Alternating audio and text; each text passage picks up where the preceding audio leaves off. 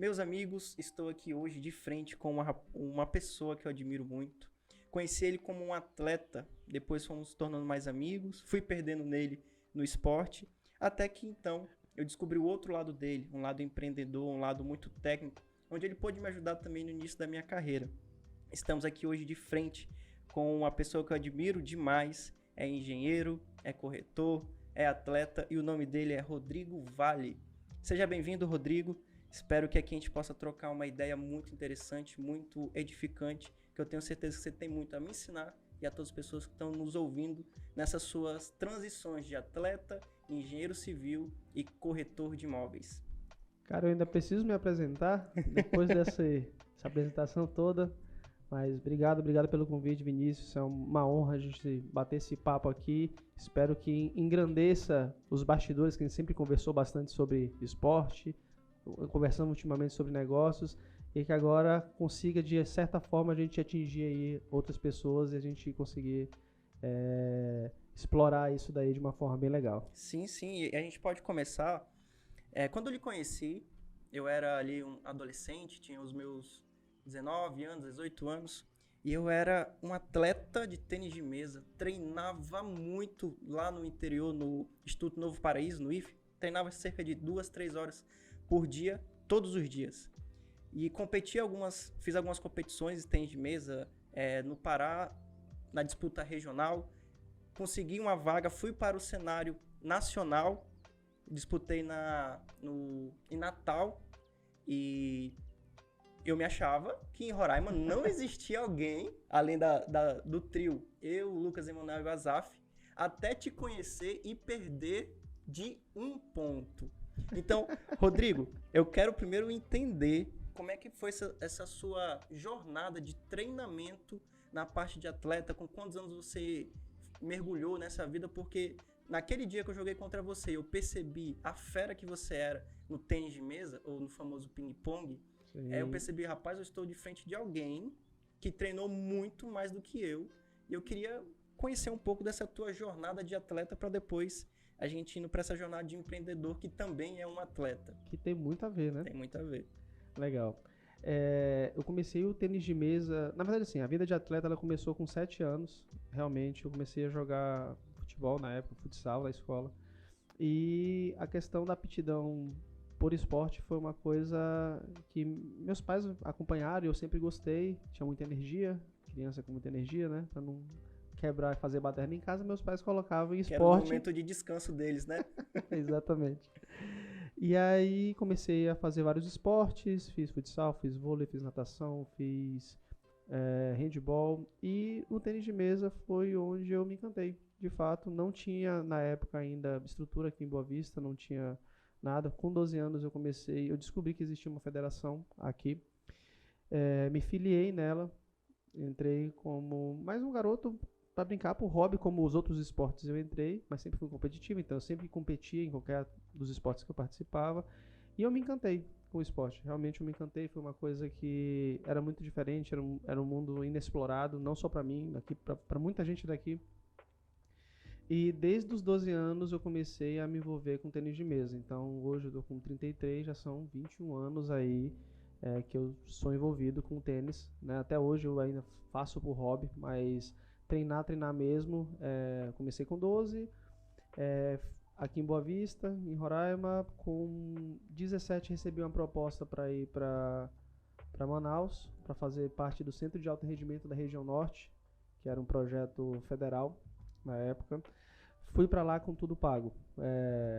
Psicólogo, nutricionista, fisioterapeuta, massagista, hospedagem, passagem, entendeu? Foi um negócio, aquela vida de atleta mesmo, atleta profissional. Até então, assim, pra mim era um hobby aquilo, era uma brincadeira. Só que lá realmente foi onde a chave virou e foi onde as coisas mudaram. Por quê? Em Manaus, eu só estudava e treinava. O meu ofício era o treino. Então eu treinava em média de 8 a 10 horas por dia, envolvendo atividade física e atividade dentro e fora da mesa, no caso, né?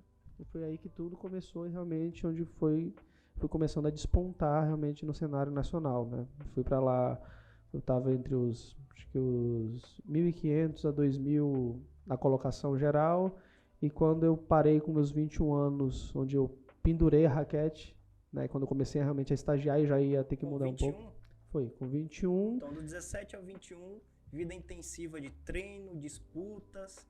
Mas e aí, qual foi as suas vitórias? Você conseguiu jogar que jogos? Conte pra gente um pouco aí, da onde você conseguiu chegar. Foram 4 anos de muita dedicação, além, claro, dos treinos aqui em Boa Vista, que foram aí 6 anos mais ou menos de treino aqui em Boa Vista. Isso, 6 anos de treino aqui em Boa Vista, eu viajei para algumas competições nacionais, mas onde eu realmente comecei a cada 3 meses a viajar foi quando eu fui para Manaus, né, com 17. E competições nacionais, campeonatos estaduais, campeonatos regionais e campeonatos nacionais, onde eu consegui o maior título, que foi um terceiro lugar no brasileiro. Então realmente você pega os melhores do país e você coloca todo mundo para jogar, e eu fiquei em terceiro lugar, foi o maior título expressivo realmente, de fato. E a questão de treinamento, a gente treinava já para essas competições, por isso que eu falei que era o ofício. A gente tinha como meta a competição do Campeonato Brasileiro, né? E consegui chegar entre os 20 do país. No geral, e na minha categoria eu fiquei entre os 3 na época. Rodrigo, assim, eu não sei se você teve esse baque, mas quando eu treinava e jogava aqui pela região norte, tinha uma certa facilidade. Mas quando a gente encontrava pessoas, principalmente ali do sudeste, o pessoal do sul, eu sentia que o nível deles era muito diferente do nosso. Isso eu estou falando de 2014, 2013, 2014, eu senti essa diferença muito grande de nível entre nós aqui da região norte contra o pessoal ali de São Paulo, Rio de Janeiro. O meu jogo, até na região norte, era um jogo disputado. Era um jogo que você não sabia quem ia levar. Claro, eles tinham um treinamento melhor, mas quando a gente ia para o cenário nacional, onde enfrentava essas pessoas ali de São Paulo, eu sentia que a gente era um patinho feio, que eu podia me esforçar o que for, que eu não conseguia chegar neles. Você teve esse baque inicial ou não? No primeiro jogo, primeira disputa que você teve no âmbito nacional, você já teve um bom resultado? Não, tive com certeza. Acho que, voltando um pouco, começa um pouco de quando eu morava aqui, porque assim, da mesma forma que você falou, eu treinava no interior e vim para o estado e a gente acabou se encontrando. Eu jogava no estado e eu fui para um outro estado. O primeiro baque foi aqui no Amazonas. O Amazonas era a terceira maior potência na época do tênis de mesa. Já foi a segunda, então ele tinha atletas do cenário nacional que eram os melhores do país também. Eles estavam disputando o pessoal de São Paulo. Então o primeiro baque foi esse, e o segundo, quando foi para a competição nacional, realmente o nível era muito alto. E outra coisa, tinham muitos atletas no nível alto também, então isso acabava facilitando você evoluir. Tanto que eu evoluí quando eu fui para o Amazonas, por quê? Porque eu enfrentei atletas melhores que eu e isso ajudou a subir a régua. Entendeu? Então, essa era a grande diferença. E a gente ia para o sul-sudeste, aí acabava equilibrando isso daí. Por quê? Porque a gente tinha atletas bons, bem qualificados, para poder jogar, e aí a gente ia para lá, mas sentia muito menos do que quando eu morava aqui. Tanto que, nesses 6 anos que eu fiquei aqui, eu parei um tempo de jogar e meio que desmotivei. Por quê? Porque não tinha ninguém para jogar. É difícil sair daqui. A gente tem esse problema de logística, que vai entrar daqui a pouco no nosso tema aqui, da parte de mobiliário, de construção civil, mas tem toda essa questão. Sim, acho que uma primeira grande lição que a gente pode tirar disso aqui, eu já vi muito isso. Às vezes nós temos a sensação que somos super-heróis, sabemos de tudo, somos os melhores, até nós nos depararmos com outras realidades. O tênis de mesa trouxe isso para mim. Na minha escola era eu, Lucas e Azaf, o trio, quem ganhasse de nós era uma zebra. Mas quando a gente foi competir para outras regiões, nós percebemos que aquilo que nós achávamos que eram os melhores estava muito longe. Então é muito importante, eu gosto muito dessa área do esporte, que faz trazer essa realidade. Você pode ser muito bom, mas também vai ter alguém que treina mais do que você, que se dedica mais do que você. Por isso que nós não podemos usar nossa régua como medidor para tudo. Nós temos que conhecer outras realidades. E quando eu perdi de uma forma bem humilhante para um cara muito magrinho, que eu sabia de onde ele tirava força para bater na bola, eu pude perceber, nossa, o tênis de mesa aqui no Brasil é grande, é forte, e se eu quero um dia chegar, que a gente passa por esse baque também, que quando a gente vai chegar na fase adulta, chega aquela pergunta, e aí, vai ser só o tênis de mesa? E aí eu venho numa história que é parecida com a sua. Eu tinha decisão. Ou continuava treinando e tentava algo na área de esporte, que é bem difícil aqui no Brasil. Você, acredito que já foi fora da curva de conseguir esse apoio por 4 anos. Eu em nenhum momento tive uma proposta, nem ninguém dos meus amigos teve. Então, acho que você já foi uma pessoa fora da curva a disputar tudo que disputou por mérito seu, né? Não é um dom que você carrega, é mérito seu. Mas eu acho que é muito essa fase da adolescência para fase adulta, elas não exigem isso, né? E vai vir a próxima pergunta, Rodrigo. Como que você entrou na engenharia? Você era um atleta, estava em Manaus, e aí falou, não, eu agora vou escolher uma faculdade. De onde que veio a engenharia civil como uma opção? Pronto. Antes de eu até entrar nesse assunto da questão da engenharia, só para dar uma outra perspectiva, essa perspectiva que você deu sobre o esporte em si, sobre a questão de a gente não medir as coisas com a própria régua, nem sempre. Da mesma forma também que existe um outro lado da moeda, que é o quê? A gente entender que quando a gente vê alguém melhor que a gente pode chegar nesse nível, que é justamente aumentar a régua. Isso é importante, foi uma das coisas que o tênis de mesa me deu de perspectiva para a vida, que por mais que a gente veio do estado que é longe, por mais que a gente veio no estado que a logística é complicada, a gente pode sim ter bons profissionais aqui, podia sim ter bons atletas, que foi isso que eu fiz. Então eu realmente peguei minha régua e eu ia escalando isso de acordo com a humildade que eu tinha para poder entender que eu podia melhorar. As pessoas realmente tinham um nível técnico maior, mas eu também podia ser melhor. Podia alcançar, né? Exatamente. Ou passar. Então era essa questão. E aí voltando para a questão da engenharia, a questão da engenharia, na verdade, ela veio através de meu pai é engenheiro. Em casa, hoje, né? Hoje, os três, são 2 irmãos, são 3 filhos. E hoje os 4 são engenheiros lá em casa. Então, meu pai, meu irmão, minha irmã, eu. Aí minha mãe é a única que fugiu dessa área. E aí acabou que querendo ou não, tem uma influência de casa. Meu pai nunca exigiu que a gente fosse engenheiro, nenhum dos irmãos não queria, ele não queria isso. Porém, a gente sempre teve isso em casa, involuntário. A gente via nosso pai trabalhando, a gente via ele falando de engenharia em casa, a gente via ele em obra. Eu acompanhei ele em obra quando era pequeno, filho, né? Que acompanhar o pai, aí eu acompanhei um pouco ele. E eu gostava da área de exatas, então acabou que isso foi unido útil ao agradável. E aí eu vou soltar uma coisa bem verdade aqui, que quando eu fui fazer o vestibular, eu fiz o vestibular para engenharia e para educação física. 2 coisas que são opostas, né? Só que se for pensar por lógica, eu era atleta, então tem um porquê de querer fazer educação física. E tem a questão da engenharia, né? Que tinha em casa um exemplo do meu pai. Mas eu fui para engenharia pelo dinheiro.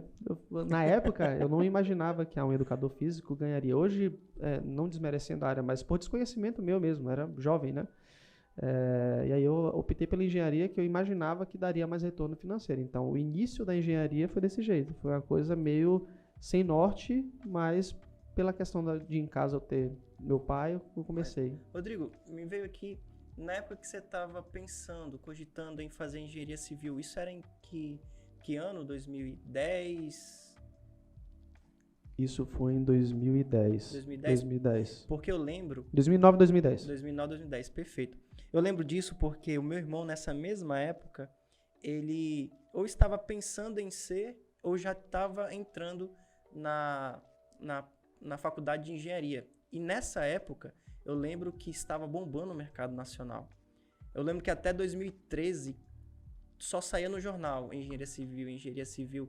Eu prestei o vestibular em 2014 e eu lembro que uma pessoa da mesma sala falou assim, a gente saiu da prova e eu conversei com ele, campeão, por que você está escolhendo engenharia civil? Aquela conversa bem geral, ele falou assim, porque dá dinheiro.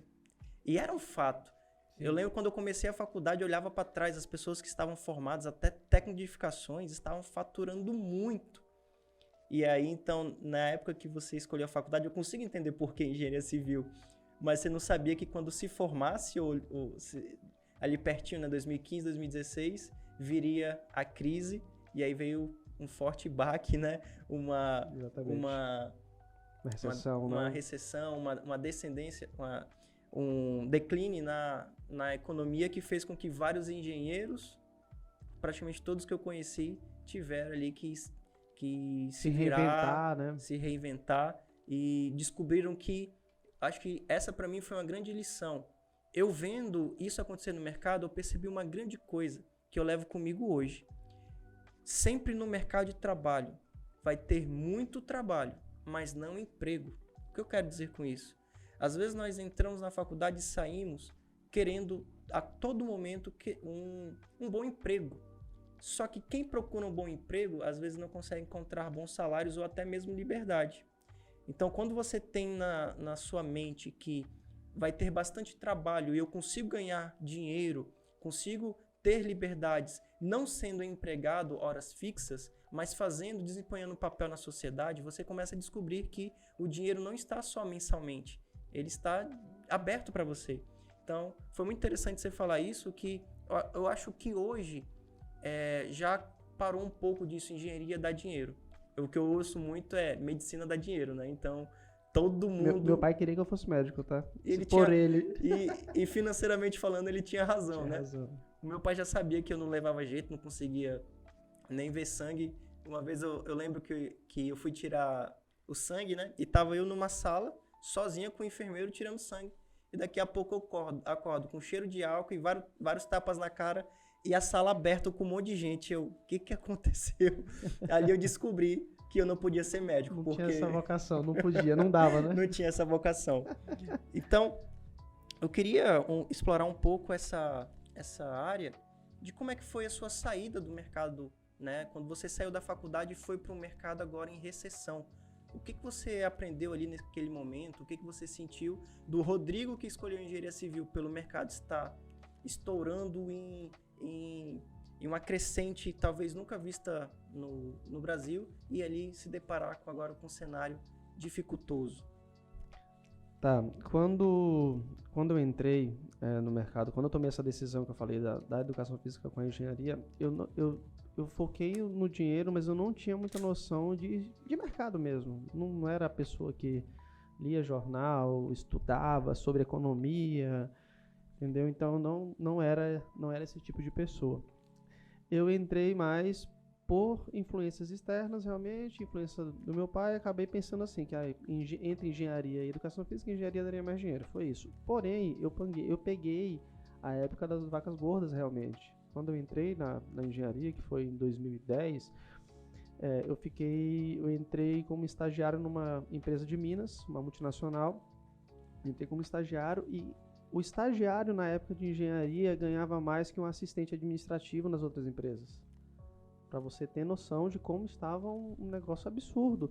Essa empresa, ela tinha acabado de chegar no Amazonas na época, em Manaus, e ela estava com um campo gigantesco de obra, era um canteiro de obra. Para ter ideia com relação a isso, os estagiários ganhavam muito bem, a gente ganhava muito bem, realmente. Acabei sendo indicado para a empresa, fui para a entrevista, um amigo meu que trabalhava lá, fui para a entrevista e passei no estágio e não tinha estagiário, para você ter ideia, estava faltando estagiário, assim como depois de um tempo estava faltando mão de obra, eles tiveram que trazer mão de obra, tinha muita gente da época do Pará lá, não tinha, e Manaus é gigante, e não tinha mão de obra, não era mão de obra qualificada, era não ter mão de obra. Sim, eu lembro que no meu irmão, ele, nessa mesma época que vocês fizeram faculdade, ele falou que chegou a coordenadora aí na sala e perguntando quem quer estágio. Isso, era assim... Era comum. Não tinha processo seletivo, era você é estudante? Pode vir.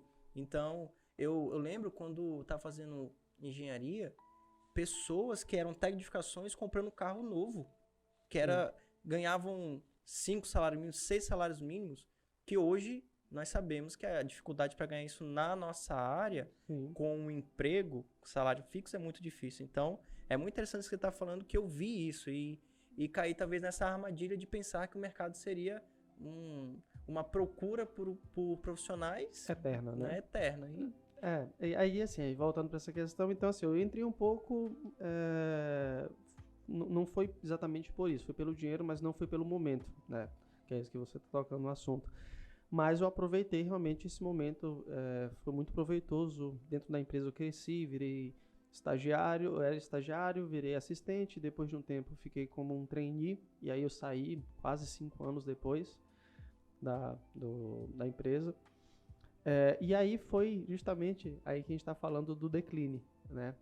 Nesse momento que eu saí da empresa, eu estava em um processo seletivo para ir para uma empresa no Rio de Janeiro. Já tinha conversado com o gerente, um amigo meu já tinha ido uns 6 meses antes, e eu ia assumir uma gerência de uma obra, então ia ser um novo desafio que eu ia assumir lá, ia para um outro estado, mas estava com sangue no olho, eu sempre tive isso, acho que a vida de atleta me traz isso, essa competitividade, essa vontade do novo.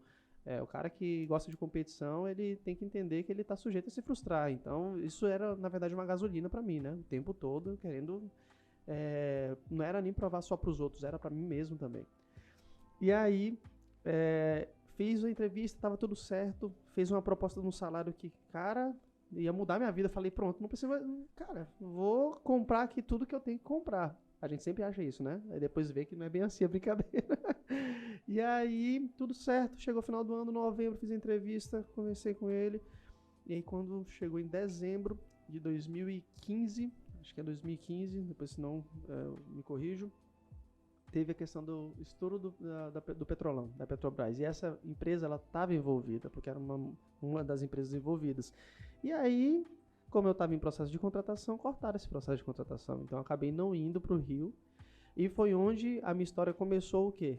Eu fiquei em Manaus, comecei a estudar, tinha saído da outra empresa, e eu recebi uma proposta aqui em Boa Vista. Não estava nos planos de voltar para cá, mas era uma proposta boa para um recém-formado, era um salário bom. Eu já fui para Manaus em 2016, em 2015 eu recebi essa proposta, então são 9 anos que eu estava morando lá em Manaus, longe dos meus pais, da família, de amigos. Eu falei, cara, vou voltar, mas vou voltar para ser temporário. Daqui a pouco eu saio de novo. E aí, aqui estou, aí não saí depois disso. Não, é maravilhoso essa história, porque a gente percebe que a vida, ela é feita de desafios. A todo momento é uma inconstância. Eu gosto muito da frase de Flávio Augusto, quando ele fala, estabilidade não existe. Às vezes nós pensamos, não, estou no bom emprego, já tenho oportunidade para ir para outro e vou crescendo e a vida vai ser nesse modo fácil eternamente. Até que vem essas doces tapas na cara que vão fazendo a gente despertar. E Rodrigo, tem um lado seu que eu admiro muito, que eu sempre vi em você um vendedor, às vezes nato, talvez quando eu lhe conheci, que não tinha passado ainda por treinamentos, e hoje eu vejo um Rodrigo muito técnico nas vendas. Eu sei que você ali teve uma fase logo após a faculdade que começou a entrar nessa área de vendas e levou isso muito a sério. Numa conversa que a gente teve outro dia, você me falou que chegou a conversar face a face com Flávio Augusto, receber cursos. E eu gostaria de saber como que você foi entrando nessa área de vendas, que a gente vê hoje muito na internet, né? As pessoas tendo um certo preconceito para vendas, mas sabendo que nós temos que vender a todo momento, inclusive a nossa imagem. Então eu gostaria de saber como é que foi essa transição de engenheiro que iria para Rio de Janeiro para se tornar um participante do trabalho com Flávio Augusto. Cara, isso foi totalmente involuntário, né? Involuntário assim, não foi nada planejado. Quando eu vim pra cá, eu vim pra esse emprego, passei um ano, e aí o cálculo que eu fiz foi o quê? Eu tava no emprego, buscando um emprego, isso era real, eu buscava um emprego, mas quando eu comecei a fazer conta, cara, eu recebo um valor X e eu trabalho um mês. Mas esse valor X, se eu fizer um projeto, eu consigo entregar em uma semana. Então eu consigo antecipar esse dinheiro e eu consigo ter mais 20 dias para poder fazer mais dinheiro. Eu comecei a entender um pouco de como que funcionava essa questão de trocar tempo por dinheiro, mas ainda não acompanhava nem o Flávio, nem ninguém de empreendedorismo, nem nada, não era nessa época. E aí comecei a fazer conta disso, aí tem essa questão da insegurança, porque ia largar uma estabilidade, que era um salário, que todo mês caía. Meus pais sempre foram muito cautelosos com relação a isso, por segurança mesmo financeira. Mas depois de um ano eu decidi, porque na minha cabeça, cara, eu consigo fazer isso, eu vou fazer, preciso vender, né? Eu preciso vender, só esse processo todo. e vou começar a fazer projeto e ganhar dinheiro e vou ganhar mais do que eu ganho aqui. Tudo lindo. Só que quando eu saí, no início não funciona desse jeito. Não na teoria é uma coisa, na prática é outra. Mas quando que começou a venda, a entender um pouco mais de como funciona esse processo de venda, eu saí e eu fiquei na frente desse... eu trabalhava na prefeitura, né, na prefeitura daqui do estado. E dentro da prefeitura, todos os dias eu comecei a observar. Todos os dias chegava gente querendo regularizar imóvel. Todos os dias, sem faltar um dia. Era filas quilométricas para poder regularizar. E aí eu fiquei pensando comigo mesmo, sozinho, eu fiscal lá, pensando, cara, se todo mundo, você tem toda essa demanda, existe uma oferta, existe uma demanda, eu só preciso achar essa galera. E aí eu comecei a entender um pouco sobre vendas e quis começar a estudar sobre vendas. E aí o que eu fiz? A primeira coisa que eu fiz quando eu saí de lá foi o quê? Eu fiquei plantado na frente da prefeitura falando com essas pessoas. Quase um panfleteiro. Foi, só que sem panfleto. E aí eu conheci o pessoal interno da prefeitura e ficava trocando ideia. Eu passava o dia todo lá, a manhã e a tarde toda, captando cliente, captando leads. Né? Que eu não sabia esses nomes ainda, eu só ia atrás de trabalho. Fazia na intuição, né? Era, mas foi isso. Entendeu? E eu, cara, ficava lá conversando, e da conversa informal, que existia uma intenção, saiu uma conversa sobre engenharia, sobre um projeto, sobre o que o cara queria fazer, ele precisava de um engenheiro. Lá estava eu. Então isso era intencional. A conversa ela fluía a partir dali, mas eu que tomava atitude de ir atrás do cara. Entendeu? Então eu comecei a entender que vendas era isso. Não era a venda ativa, né? Mas como eu falei, eu não sabia desses nomes. Eu vim entender tecnicamente anos depois. E aí, beleza, isso foi na engenharia, saí de lá, mas saí da prefeitura, fiquei na engenharia um tempo e por oportunidade futura depois, eu acabei entrando como um trainee da WhatsApp, já segui o Flávio nessa época e tudo que o Flávio falava fazia muito sentido para mim. E ele falou uma coisa que foi o que me incentivou a entrar para vender curso de inglês na época, que foi o quê? Ele falou que num dos podcasts dele antigos, eu assistia ao vivo, para você ter ideia, o Geração de Valor, o GVCast, eu assistia toda, se eu não me engano, era quinta-feira ao vivo, então eu esperava a semana toda para na quinta-feira sair e eu ouvi. Eu peguei, acho que foram 2 gravados e eu comecei a acompanhar ao vivo depois. E nisso, ele falou uma mensagem que me tocou muito, que foi sobre a questão de que sucesso não tem área. Isso martelou muito na minha cabeça. Ele falou, cara, sucesso não tem área. Existe muita gente dando certo em diversas áreas. E não significa que você vai ter um diploma, que é o que ele bate muito na tecla, né? Que você cegamente tem que seguir aquilo. Por exemplo, ele mesmo falou na época que ele tinha acabado de comprar o Orlando City, ele falou, eu não sou um jogador de futebol, eu não sei jogar futebol como um profissional, mas eu sei fazer uma gestão, então eu não preciso ser um jogador de futebol, eu preciso entender de vendas, preciso saber como funciona essa gestão e a gestão de vendas. Na época, quando eu comecei a vender curso de inglês, eu não falava inglês, mas eu sabia sobre gestão de pessoas e vendas. E a venda começou a entrar aí de forma voluntária, eu entender e eu comecei a me interessar sobre estudar o que era a venda. E eu descobri, que é uma coisa que você falou sobre dom, que na verdade venda não é dom. Existe gente que tem mais facilidade de conversar e tudo mais, é uma coisa meio que intuitiva, mas vendas é um processo, existe roteiro, existe treino, é uma matemática exata, existe um processo muito elaborado para você conseguir fazer uma venda. Entendeu? E aí você tem métricas, tem números por trás, entendeu? Então, como ele falou essa questão de não ter área, e acabou que veio a calhar da WhatsApp vir pra cá, pra Boa Vista, eu fiquei, cara, louco pra trabalhar, pra poder entender esse cara que eu admirava tanto, como que ele trabalhava na empresa dele, porque fazia muito sentido pra mim. E aí foi quando um grande amigo meu, que é o Tai, que é o dono do Acadêmicos, ele me fez o convite. Ele me fez o convite para trabalhar aqui. Aí foi quando começou a jornada de vendas aí, e o treinamento na prática de como que era essa vida. Mas eu lembro que você me contou que em um grande treinamento, em um grande encontro que teve, você chegou a ver o Flávio Augusto, foi tirar uma foto com ele, percebeu que ele é alto.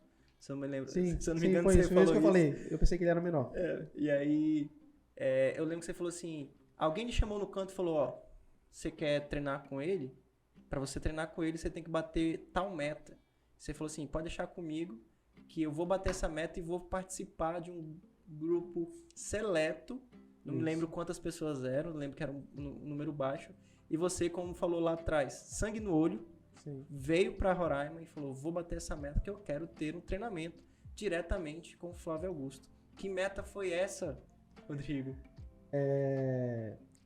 A história realmente foi essa. E quando eu entrei no treinamento dentro da empresa, existia uma meta na empresa que, assim, de venda, obviamente, que se eu fizesse uma meta X lá dentro da empresa de matrículas, eu conseguiria ir para esse evento presencial que ele estaria, né?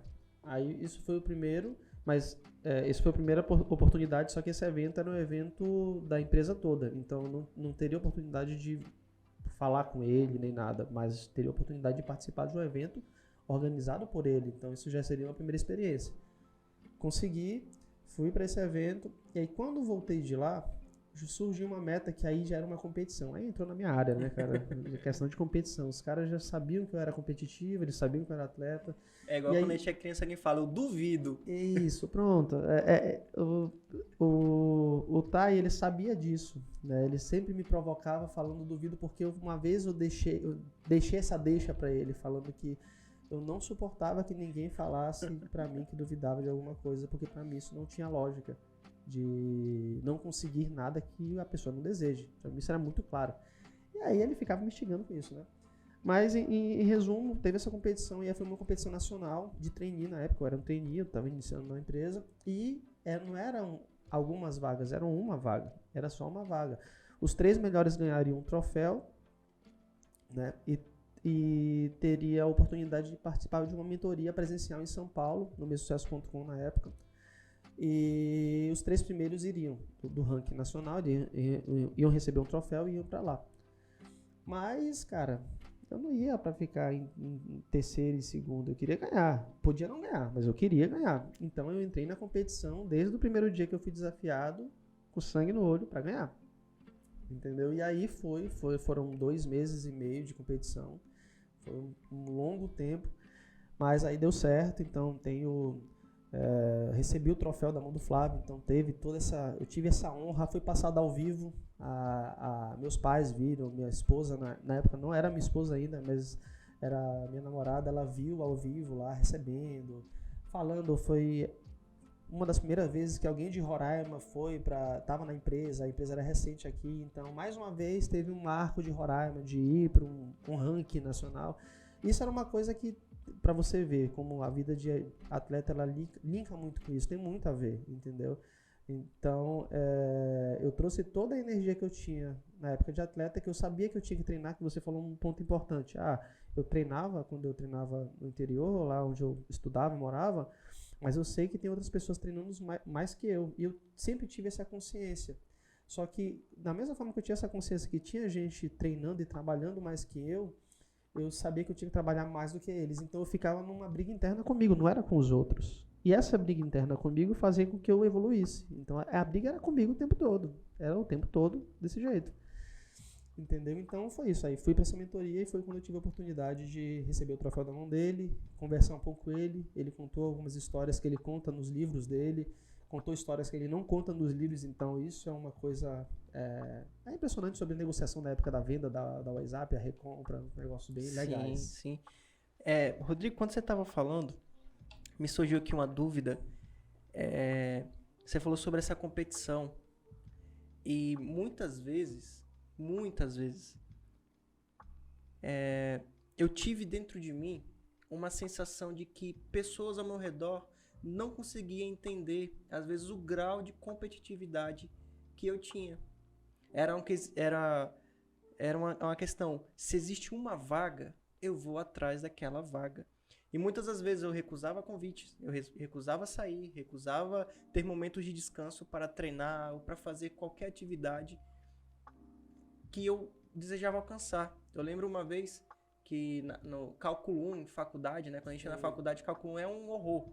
Você sai do ensino médio, eu era orientador do ensino médio de física. Então, dos 3 anos de ensino médio de física, todo mundo ia até mim e tirava as dúvidas. Eu fui para a faculdade falando que eu sabia tudo de física, tudo de matemática.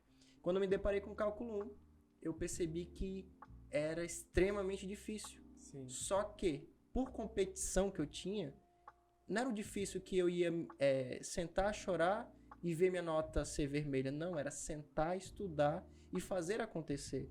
Eu acho que é muito importante quando essas dificuldades vêm, quando essas metas vêm, ou quando esse adversário vem, nós entendermos que nós temos 2 opções. Ou se vitimizar, ou correr atrás. E às vezes, as pessoas ao redor não conseguem entender. E eu acho muito interessante quando eu tenho aqui a oportunidade de estar na frente de você, alguém que também lá atrás passou por isso. Às vezes as pessoas falavam, eu lembro, isso saiu da boca do meu pai, quando eu comecei a treinar tênis de mesa. Vinícius, tu vai ganhar o quê com isso? E quando eu viajei ganhando dinheiro para viajar, e eu trouxe um par de tênis da Mizuno para ele e um da Olímpicos para a mãe, eu falei, ó pai, e eu adolescente, Sim. já ganhando dinheiro, bolsa atleta, e eu quando eu trouxe aquilo ali para eles, eu acho que ele viu a materialização de esforço. E dali em diante, Rodrigo, na minha vida, tudo, eu falei, não, tudo eu posso ganhar, tudo eu posso fazer, claro, sem desrespeitar, sem desonrar. Sim, com certeza. E saber que na vida, eu gosto muito de viver dessa forma. Nós podemos trocar de carro, podemos trocar de casa, podemos trocar de muitas coisas, mas de sonhos, se a gente não plantar hoje para colher amanhã, você vai ser um macaco, vai pular de galho em galho e não vai colher nada. Então é muito importante para quem está nos ouvindo entender que a vida do Rodrigo, daqui a pouco ele vai chegar num ponto que não chegou por um acaso. Quando ele entendeu que vender era importante, ele falou, opa, tá aqui uma oportunidade de negócio e vou levar isso para um outro patamar. Olha que patamar interessante. Hoje o Rodrigo, ele está em uma grande empresa, que é a PETA. A PETA começou com arquitetos e hoje a PETA também faz, além da parte de engenharia, a parte de vendas. E olha com quem eu estou aqui. Um corretor da PETA Imóveis que eu sei que você está fazendo um belíssimo trabalho. Talvez não chegou no nível que deseja, mas está fazendo o possível para alcançar. E agora eu quero saber desse Rodrigo, que entrando na WhatsApp, descobriu as vendas, as técnicas e falou, opa, aqui está um mercado que eu posso desbravar ou fazer de uma certa forma que Roraima talvez não conheça. Conte para mim um pouco dessa sua fase agora como corretor de imóveis. É engraçado essa questão da parte das vendas, que se você for pensar, parece até um clichê que quando você fala isso, que a empresa que não vende quebra. Todo mundo lembra do Flávio porque ele começou com esse bordão, né? Mas se você for pensar, isso é totalmente real. É uma coisa que dentro da empresa a gente ouvia muito e faz todo sentido, por exemplo. Você pode ter uma empresa muito bonita, você pode ter uma empresa com vários funcionários, você pode ter uma empresa bem localizada, você pode ter uma empresa com diversas qualidades, com tudo, pessoas competentes, profissionais competentes, se tua empresa for de ensino, alunos, se tua empresa for de serviços, as pessoas clientes, mas se em algum momento você parar de vender, a tua empresa ela vai pro buraco. E a analogia que faz muito sentido é justamente que o setor de vendas, o setor comercial, ele é o coração da empresa. Porque você consegue viver sem um braço, mas você não vive sem um coração. Então a venda, ela tá o tempo todo, ela é importante para qualquer coisa, entendeu? Eu provei isso daí dentro da época quando a gente vendia cursos de inglês, as equipes, a gente conseguiu expandir, a gente em 3 anos foi escalando e fez 3 empresas, foram 3 empresas abertas, né? E dentro da engenharia agora, eu estou podendo provar por A mais B que isso é tão importante quanto. Por quê? Porque a gente hoje, no PETA, a gente tem o PETA Arquitetos, Construções, ou Arquitetura, Construções e Imobiliária. Se alguma delas parar de vender, não existe PETA. A gente pode estar bem hoje, mas se a gente parar de vender amanhã, não vai existir depois de amanhã. Então a venda, ela tem que estar o tempo todo realmente na nossa boca, na nossa vida. Isso faz parte, realmente. Eu costumo falar que ela é o começo, o meio e o fim, né? Desde da triagem, desde o cliente de conhecer. E a PETA é grande, a PETA, você pode passar pela Villeroy e ver a PETA, opa, ou você pode passar numa obra e ver a placa da PETA. Opa, então tudo isso vai despertando no cliente, esse possível cliente, né? Isso. Uma posição no mercado, falando, opa, a PETA existe. Isso. Por mais que em projetos a beleza, a técnica prevaleça, mas se não tiver alguém para comprar, não existe um arquiteto, não existe um engenheiro, não existe um corretor. Isso é uma prova, Vinícius, que tu vai me dizer com toda certeza e toda transparência de quantos profissionais que você conhece que eles não se destacaram porque não tem venda. Eu conheço muita gente, bons profissionais, boas pessoas, caras super competentes que não conseguiram deslanchar. Aí muitos deles se contentaram com o emprego, que tá tudo certo, não tem nada de errado com isso, entendeu? Mas que os caras, eu tenho humildade para falar disso, que os caras são muito mais competentes que eu. Eu falo com toda sinceridade e certeza, entendeu? Mas É um fato. isso é a verdade. Então, tem muito dessa questão de posicionamento, de você ter uma postura, de você se posicionar no mercado. Mas a venda, ela é isso, cara. Então, você vende tudo, né? Por isso eu tô falando, parece um bordão que o Flávio repete o tempo todo, que eu ouvi por anos isso daí. Mas você vende sua imagem, você vende seu tempo, você vende seu projeto, você vende seu serviço, você está o tempo todo vendendo. Você se vende como esposo, como esposa, você se vende como parceiro, você se vende como um cliente e como um prestador de serviços. Até o pedido de casamento, o pedido de namoro é uma venda, né? Ó, case comigo, porque por quê? Você vai justificar. tudo é uma venda. E eu Exatamente. acho muito interessante, quanto mais cedo você descobre que a venda ela está presente no seu negócio, mais cedo você tem chance de... A gente está usando muito essa expressão no mundo, né? Aflorar, você desabrochar, você conseguir desenvolver o teu potencial. E tirar esse tabu, como você falou, várias vezes eu conheci vários profissionais que eram capazes de pegar um projeto e fazer tudo. Elétrico, estrutural, arquitetônico, interiores, o render final era tudo. Mas, Vinícius, não me deixa conversar com o cliente. Então esse medo, olha, eu acho que eu nunca falei isso, mas uma coisa eu tenho que agradecer ao meu pai, desde quando eu era muito pequeno, não sou alto, né, mas desde quando eu era criança, o meu pai fazia uma coisa que eu não entendia na época. O meu pai trabalhava com madeiras, meu pai trabalhou de caminhoneiro, várias coisas. Caminhoneiro, agricultor, dono de serraria. Uma coisa ele fez comigo. Ele me colocava no carro e me levava para todos os locais. Seja para conversar com um funcionário, seja para conversar com uma moça da limpeza, seja para conversar com grandes empresários. E eu não entendia. Mas eu com 11, 12 anos, 13 anos, já era tão comum para mim conversar com todo tipo de pessoa, que quando eu entrei no mercado de trabalho, atender clientes virou minha paixão. Era fácil, né? A primeira vez que eu descobri na área que eu estava foi quando eu trabalhava numa construtora. Eles vieram clientes, não precisava ir atrás dos clientes, né? Os clientes vinham para a construtora. Sim. E eu precisei fazer um projeto. E ali a primeira vez que estava eu de frente com clientes, um casal, e eu apresentando o projeto que eu tinha elaborado, e quando terminou aquela reunião, eu chorei. Falei, eu estou no que eu queria. E na época eu não entendia, hoje eu consigo entender. O que eu amo fazer não é fazer projeto, não é fazer construção, é ter o contato com pessoas. É chegar na obra, cumprimentar cada um pelo nome, é chegar com o cliente, respeitar e conversar sem esperar nada em troca, sem esperar um dinheiro que está no bolso dele. Não, eu posso te vender algo que você precisa. Então, isso que o meu pai fez de não ter medo de conversar com pessoas, e nós estamos vivendo hoje numa geração que é campeã em digitar rápido, mas em conversar face a face é complicado. Então, acho importante a gente alertar para as pessoas que, às vezes, o que separa ela de um sucesso profissional é, às vezes, o medo de interagir, o medo de conversar, que nós sabemos que, como corretor de imóveis e um ótimo vendedor, nós não podemos ter. Exatamente. E isso daí é fundamental, né? Essa questão de você conversar com o cliente, de você entender a necessidade do cliente, porque, por exemplo, se você vai vender qualquer coisa para ele, o mínimo que você tem que saber é como a realidade da pessoa, o que ela faz, o que ela gosta, entendeu? E aí, como você falou, hoje a gente está num mundo tecnológico que as pessoas, elas às vezes não são sinceras o suficiente, elas não são sinceras na internet, na verdade, né? A sinceridade você descobre quando a gente está frente a frente. E você descobre o que a pessoa gosta, o que ela não gosta.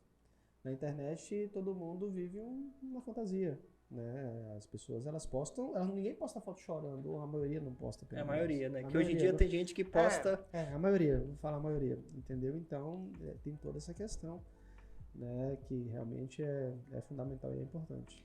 Rodrigo, eu tava vendo antes da gente vir pra cá, o Flávio Augusto, junto com um grande parceiro dele, o Caio Carneiro, falar sobre um erro muito comum na hora da venda, que é você vender um imóvel, um serviço, sobre os seus valores e não sobre os valores ou motivos pelo qual o cliente gostaria de comprar. Ele deu exemplo, né? Um imóvel de alto padrão e a pessoa focando na churrasqueira, focando na piscina, falando, ó, você vai receber seus amigos, até que o cara falou, eu não quero receber amigos, eu só quero dar conforto para minha família. Então, conte pra gente um pouco disso, de entender que o cliente, ele não quer saber os teus motivos, ele quer ser satisfeito, ele quer ser atendido pelas expectativas dele.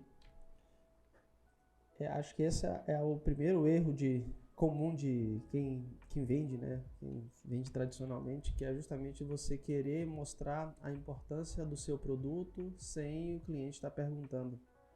Porque, eu vou te dar um exemplo, você está falando da churrasqueira, eu vou dar um outro exemplo. Isso é uma coisa que eu converso muito com os corretores lá na empresa, sobre essa questão de você se importar com a pessoa. Você tem que se importar, mas não é se importar, é você se importar de verdade com ela. Você realmente perguntar coisas que façam sentido para ela, não é para ti. Pode ter a casa ideal para ela, mas para essa casa ser ideal para ela, tu tem que saber o que ela quer e não o que você quer, o que você deseja, porque senão você vai entrar no rol de quê? Daqueles corretores ou qualquer outra área, não vamos falar de corretor que a gente está falando da parte imobiliária, que só querem saber de vender a qualquer custo, entendeu? E aí vou dar um exemplo aqui, que você está falando da churrasqueira.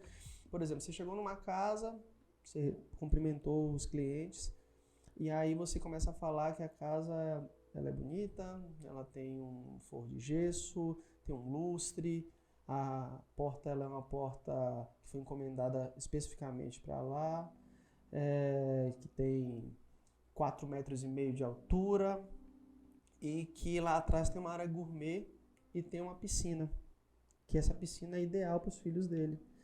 Só que aí você ficou tão preocupado de falar do seu produto, que é a casa, que você não perguntou em nenhum momento qual era a necessidade dele.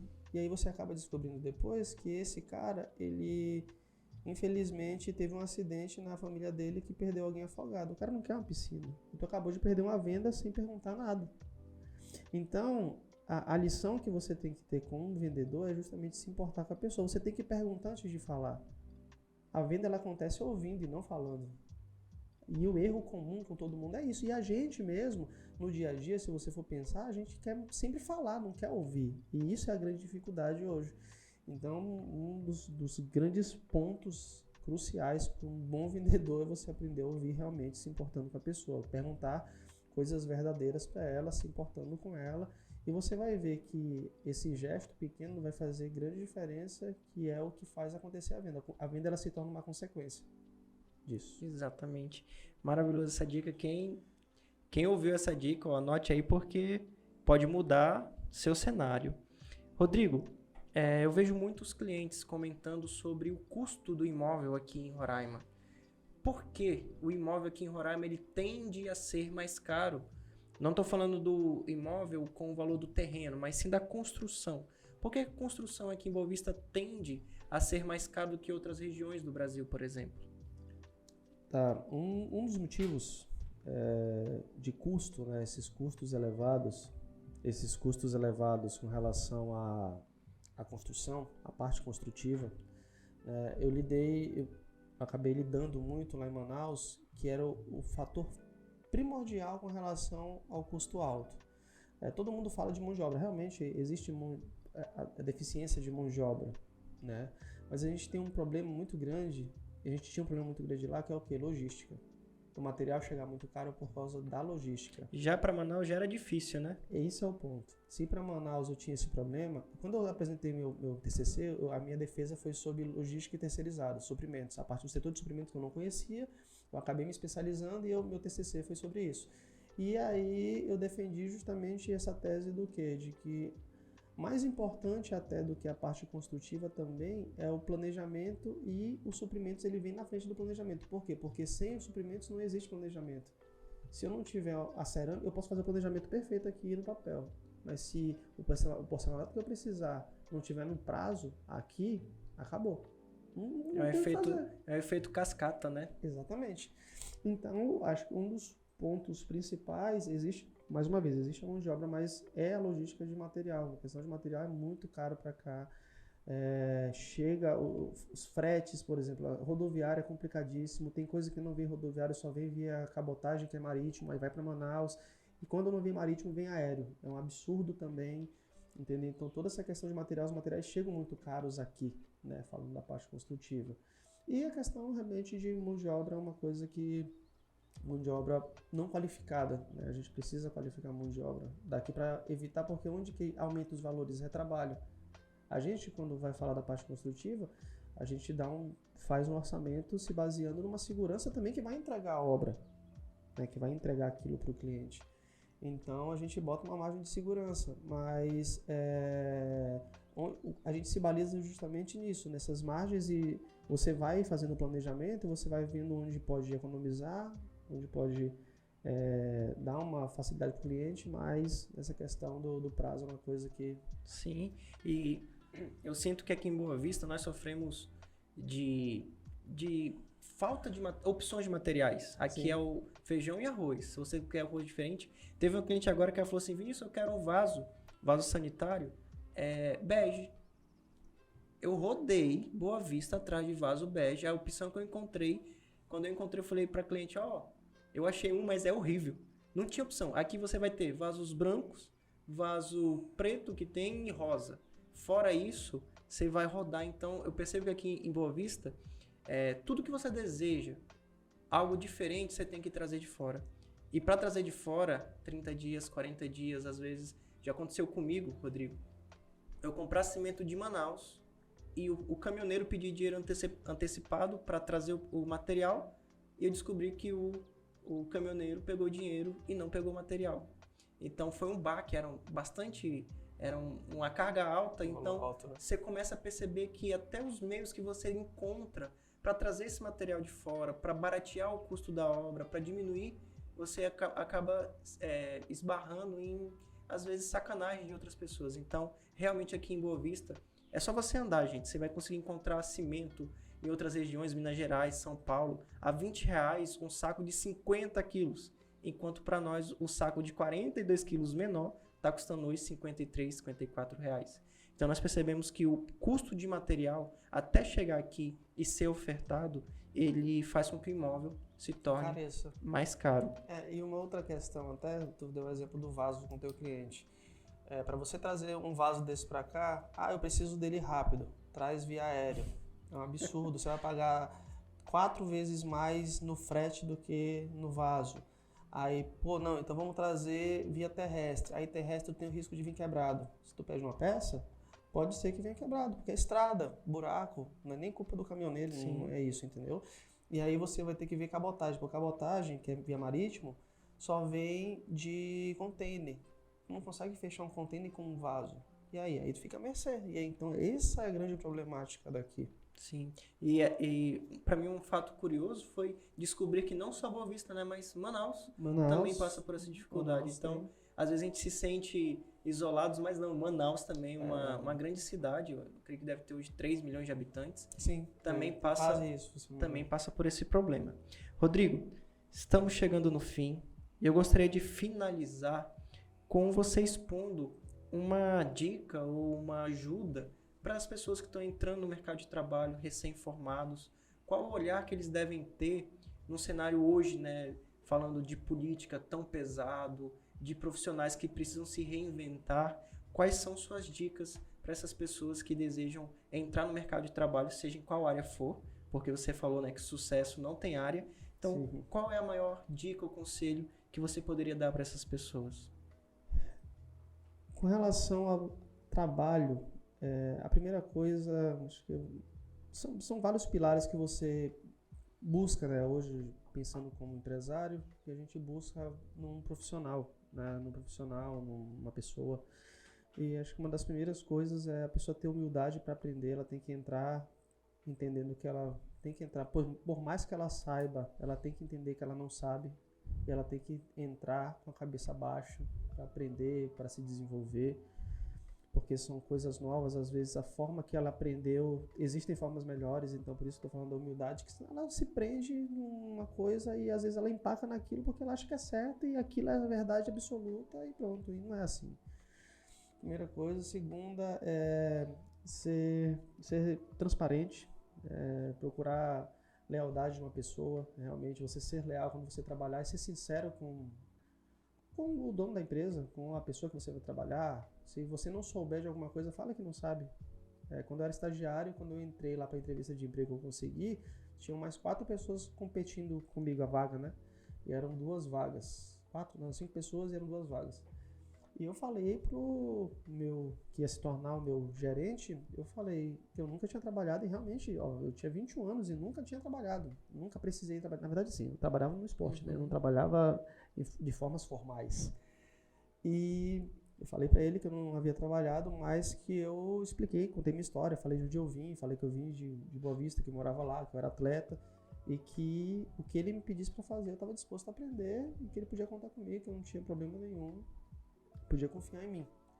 E aí foi isso um dos motivos que ele mesmo falou, que ele, às vezes a gente pensa, a pessoa quer alguém com experiência e precisa com experiência para determinadas áreas. Tem áreas que você precisa realmente, dependendo do cargo.